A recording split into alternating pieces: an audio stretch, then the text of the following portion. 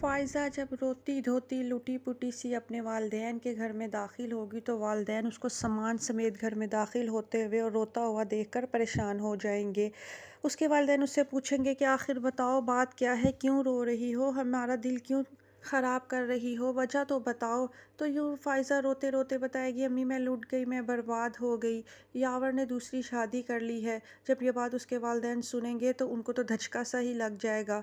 वो तो सोच भी नहीं सकेंगे कि उस धोखेबाज को भी कुछ चंद दिन पहले ही तो 1 करोड़ रुपया दिया है और वो इसीलिए तो लेकर गया था कि फ़ाइज़ा को इसी शर्त पर बसाएगा, मगर फिर भी उसने हमारी बेटी के साथ धोखा और फ़रेब कर दिया।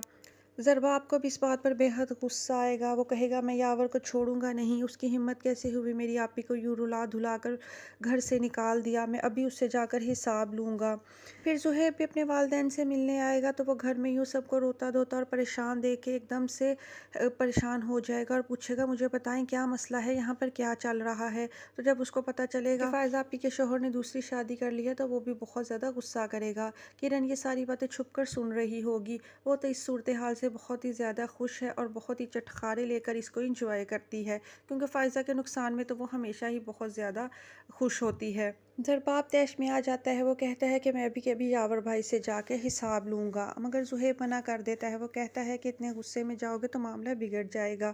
फ़ायज़ा भी कहती है कि आप लोगों ने उस जैसे इंसान के साथ अब क्या बात करनी है? अभी चंद दिन पहले ही तो उसने आपसे 1 करोड़ रुपया लिया है और वो इस सारे एहसान को भूल गया है। तो तभी किरण का तो हर मामले में बोलना ज़रूरी होता है, लिहाज़ा इस मामले में भी टांग अड़ाते हुए कहेगी कि मुझे तो लगता है कि यावर भाई ने ये 1 करोड़ रुपया दूसरी शादी करने के लिए ही लिया था। वो इस बात का भी एहसास नहीं करेगी कि उसकी नंद के दिल पर क्या गुज़र रही है, बस अपनी बेतुकी बातें करना शुरू कर देगी। इसकी इस बात से फ़ायज़ा को मज़ीद दुःख होता है और सारे घर वालों को भी बहुत ही ज़्यादा इस बात से तकलीफ़ होती है कि किरण जानबूझकर जले पर हमेशा नमक छिड़कती रहती है। सारे घर वाले फ़ायज़ा की इस हालत से बेहद परेशान हो जाएंगे। एक मामला संभलता नहीं है कि दूसरा बिगड़ जाता है। फ़ायज़ा के वालिदैन तो बहुत ही ज़्यादा दुखी और गमज़दा रहने लग जाएंगे। ज़ुहैब से भी अपनी बहन की हालत नहीं देखी जाएगी, तो तब नवाल ज़ुहैब को थोड़ा हौसला देगी। वो कहेगी कि सब कुछ ठीक हो जाएगा।